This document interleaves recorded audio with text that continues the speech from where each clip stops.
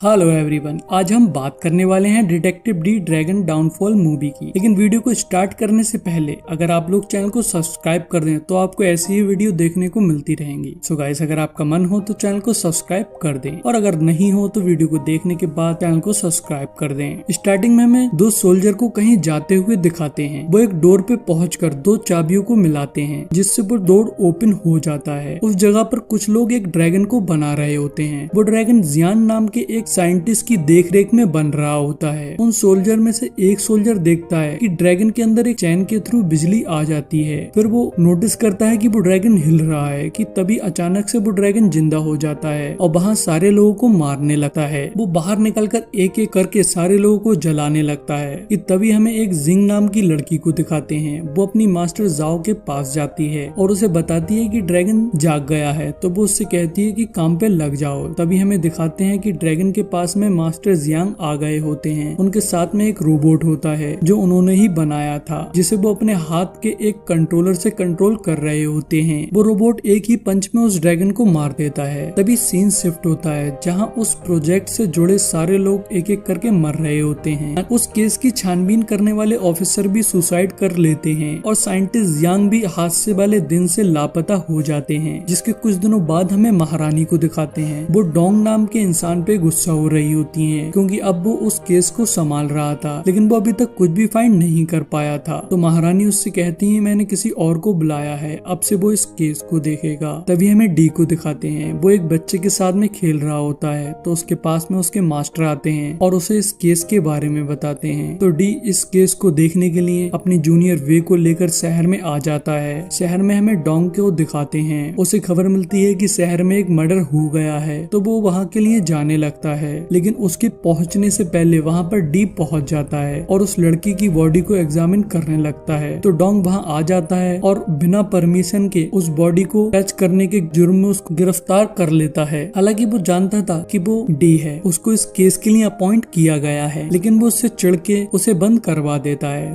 तभी हमें जाओ को दिखाते हैं। उसका एक हाथ लोहे का होता है। उसने अपने मास्टर के कहने पर अपना हाथ खुद ही काट दिया था, जिसकी जगह अब एक रोबोटिक हाथ था जिसपे वो स्किन का मास्क चढ़ा लेती है। इधर डी को जेल में एक औरत मिलती है जो कि उस ऑफिसर की सरमेंट थी जिसने सुसाइड कर लिया था। वो डी को बताती है कि वो बिल्कुल ठीक थे, उन्हें ना कोई स्ट्रेस था ना कोई टेंशन थी, सिर्फ वो कभी कभी खुद से बातें किया करते थे और फिर अचानक से उन्हें सुसाइड कर ली। जिसके बाद महारानी के कहने पर डी को छोड़ दिया जाता है और उसे रहने के लिए जगह दी जाती है कि उस ऑफिसर ने सुसाइड कर ली थी। उसके बाद में उस केस की फाइल डोंग के पास में आ गई है, लेकिन डोंग डी को उस केस से दूर रखना चाहता था। लेकिन डी तभी एक आदमी के पास जाता है जो कि अकेला इंसान था जो उस हादसे में बच गया था। वो लोग जब उसके घर पहुंचते हैं तो वो इंसान उन पे हमला कर देता है। वो अपने होश हवास में नहीं होता है, वो पागल हो गया था। तो जूनियर उसका ट्रीटमेंट करने लगती है। उसी टाइम पे जिंग वहां आ जाती है और एक बहुत ऊंची सी बिल्डिंग पर चढ़कर अपने वेपन को सेटअप करने लगती है। इधर डी उसकी बनाई हुई एक पिक्चर को देखता है जो कि एक पत्थर पे बनी हुई थी। वो उसे एक फैंग नाम के लड़के से एक कपड़े पर ड्रॉ करवाता है कि तभी उस पागल आदमी की हालत थोड़ी ठीक हो जाती है। तो डी उससे पूछता है वहाँ क्या हुआ था। तभी जिंग उस पे एरो शूट कर उसे वहीं मार देती है। तो डी जिंग के पीछे चला जाता है। डोंग भी डी को देख लेता है, वो भी डी के पीछे पीछे जाता है, लेकिन उन लोगों से पहले जिंग को एक लाल कपड़ों वाली लड़की पकड़ लेती है और उससे लड़ने लगती है। लेकिन जिंग उससे वहीं हिलगा के वहाँ से भाग जाती है और भागने से पहले उसके एक पॉइजन वाला चाकू भी मार देती है। डी वहाँ बहुत तेजी से आ रहा होता है, लेकिन वो लड़की उसे वहीं रोक देती है क्योंकि वहाँ पर जिंग कुछ वायर लगा गई थी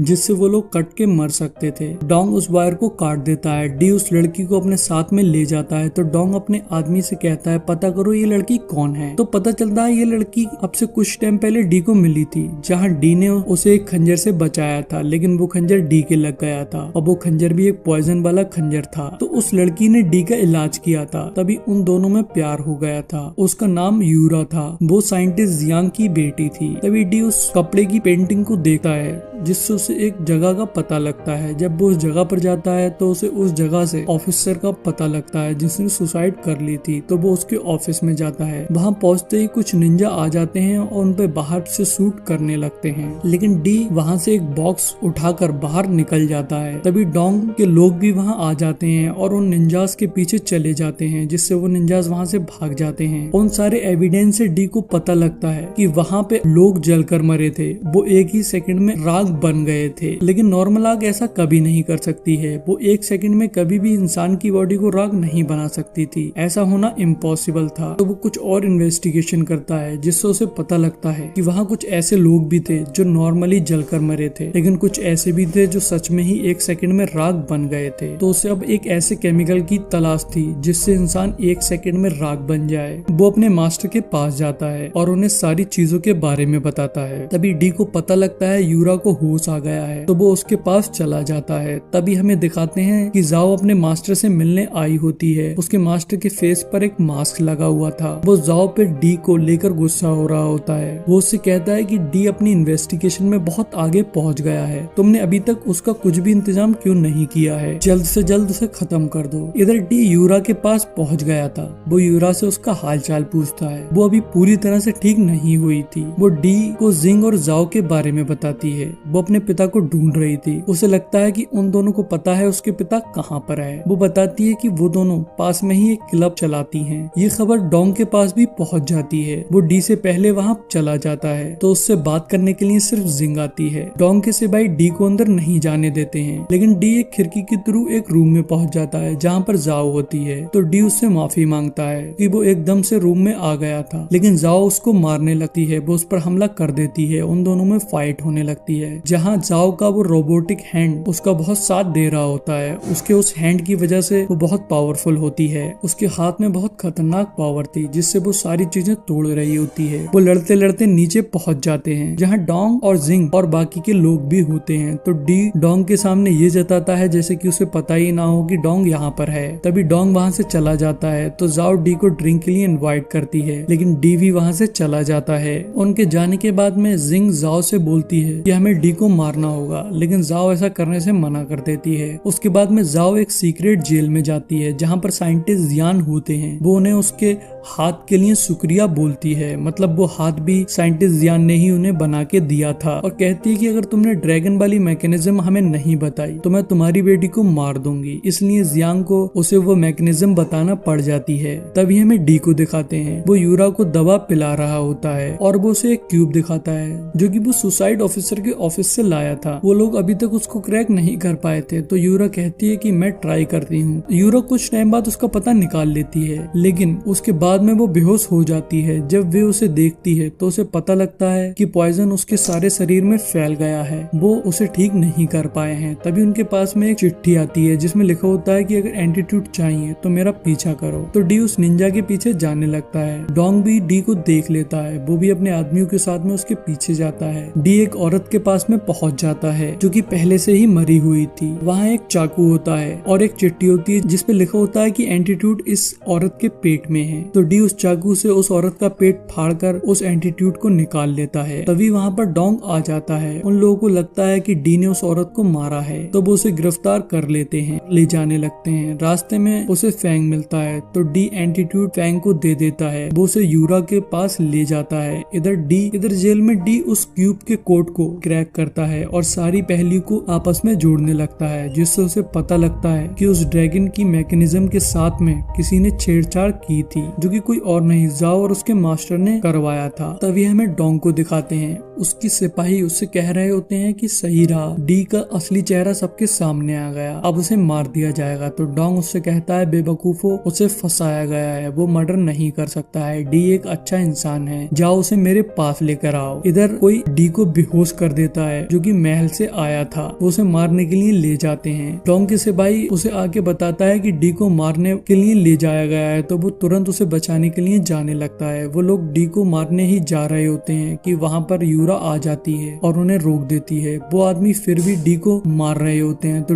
यूरा उसे लात मारकर दूर फेंक देती है और डी को बचा लेती है। तभी डोंग भी वहाँ आ जाता है तो वो महल वाला आदमी जहर खाकर वहीं मर जाता है। वो दरअसल में जाओ के लिए काम करता था। उसके बाद हमें महारानी को दिखाते हैं। उनके पास में डी के मास्टर आए हुए थे। वो उनसे कुछ बातें करते हैं और तभी चले जाते हैं। उसके बाद में वहाँ पर यूरा आ जाती है। वो महारानी से डी को छोड़ने को कह रही होती है, लेकिन महारानी यूरा से नाराज थी क्योंकि यूरा महारानी के लिए काम करती थी, पर वो उनकी बिना इजाजत के अपने पिता को ढूंढने के लिए चली गई थी, क्योंकि महारानी ने काफी लोगों को उसके पिता को ढूंढने के लिए लगा रखा था, लेकिन वो फिर तभी महारानी की बात बिना सुने अपने पिता को खुद ही ढूंढने लगी थी। तभी वहाँ पर डोंग और डी भी आ जाते हैं। क्वीन डोंग पे फिर से गुस्सा होती है और डी से कहती है कि तुम भी कुछ नहीं कर पाया, मुझे तो वैसे भी लग रहा था कि कुछ नहीं कर पाओगे, वो तो मास्टर ने तुम्हारे लिए बोला था। तभी डी कहता है मुझे थोड़ा टाइम दिया जाए। तो क्वीन यूरा और डोंग से पूछती है कि तुम्हें क्या लगता है, तो वो लोग भी डी का साथ देते हैं। तभी हमें जाओ को दिखाते हैं। वो अपने मास्टर के पास आई होती है जो कि कोई और नहीं डी का मास्टर था,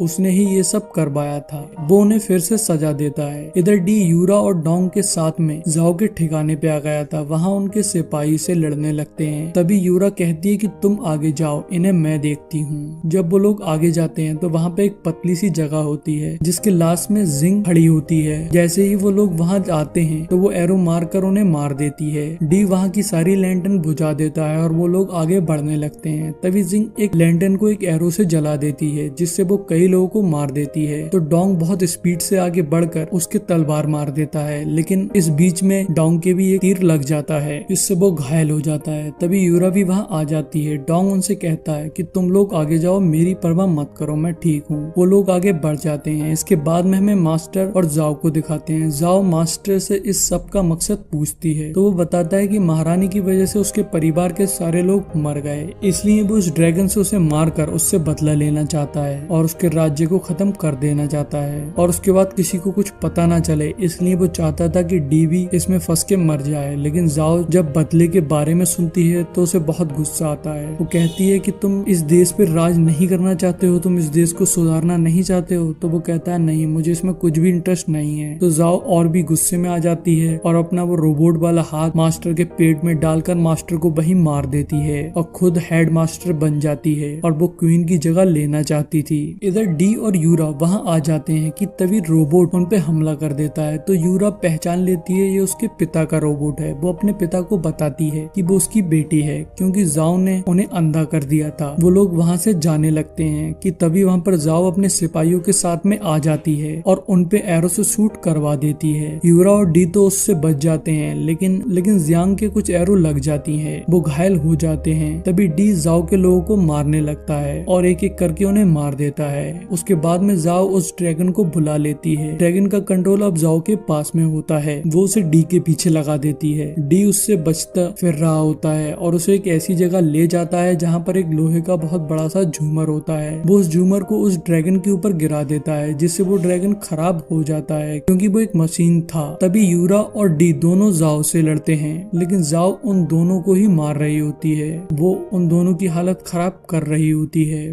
वो बहुत ज्यादा पावरफुल थी, लेकिन यूरा के पिता ने उसे अपने रोबोट का कंट्रोल दे दिया था। यूरा उसका इस्तेमाल करती है तो जाओ अपने रोबोटिक वाले हैंड से उस रोबोट पे पंच करती है और उसी हैंड पे वो रोबोट पंच करता है, जिससे जाओ का वो रोबोटिक वाला हैंड खराब हो जाता है और उसके मुंह से खून निकलने लगता है। तभी वो रोबोट वहीं जाओ को मार देता है और वो रोबोट भी उसमें तबाह हो जाता है। इसके बाद में हमें उन लोगों को क्वीन के पास में दिखाते हैं। क्वीन डी से कहती है कि तुम जो चाहो वो मांग सकते हो। तो डी यूरा से शादी करने को कहता है और क्वीन उसकी परमिशन दे देती है और यहीं इस मूवी का एंड हो जाता है।